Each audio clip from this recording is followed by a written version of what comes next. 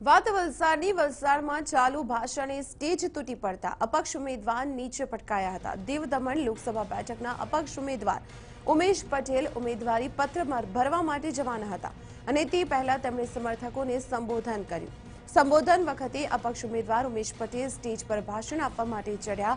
પહેલા બધું બરાબર ચાલ્યું, પરંતુ થોડી જ વારમાં અચાનક સ્ટેજ તૂટી પડ્યું અને ચાલુ ભાષણે જ ઉમેશ પટેલ સ્ટેજ પરથી નીચે પટકાઈ ગયા। જોકે નીચે પડતા તેમના સમર્થકો દોડી આવ્યા અને ઉમેશ પટેલને ઉઠાવી લીધા અને ફરી સ્ટેજ પર ચડાવ્યા હતા।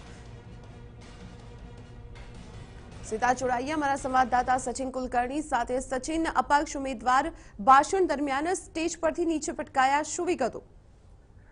જી, આ જે ઉમેશ પટેલ છે એ સંઘ પ્રદેશ દમણ દીવના અપક્ષ ઉમેદવાર છે અને તે આજે ફોર્મ ભરવા જઈ રહ્યા હતા।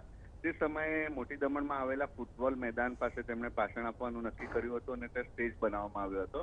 સ્ટેજ પર જેમ તે ભાષણ આપવા ચડ્યા તો ક્ષણભરમાં જ સ્ટેજમાં ગાબડું પડતા તેઓ નીચે પડી ગયા અને તાત્કાલિક તેમના સમર્થકો દોડી આવ્યા હતા। તેમને ફરીથી તેમને ઉઠાવીને સ્ટેજ પર ચડાવ્યા હતા અને તેમણે ભાષણ યથાવત રાખ્યું હતું। જે બાદ ભાષણ આપ્યા બાદ તેઓ તેમનું ફોર્મ ભરવા ગયા હતા। જોકે આ ઘટનાને લઈને એક હાસ્યાસ્પદ સ્થિતિ ચોક્કસ સર્જાઈ હતી અને જે ઉમેશ પટેલ છે તેમણે એવો પણ દાવો કર્યો હતો કે જે રીતે સમર્થકોએ તેમને ઉચક્યા છે તે જ રીતે તેમને ઇલેક્શનમાં પણ સમર્થકો સપોર્ટ કરશે અને તે જીત હાંસલ કરશે। દીપાલી। જી સચિન, આભાર માહિતી આપવા બદલ। તો આપણે જણાવી દઈએ કે ઉમેશ પટેલ અપક્ષ ઉમેદવાર તરીકે દીવ દમણની બેઠક ઉપરથી મેદાનમાં છે।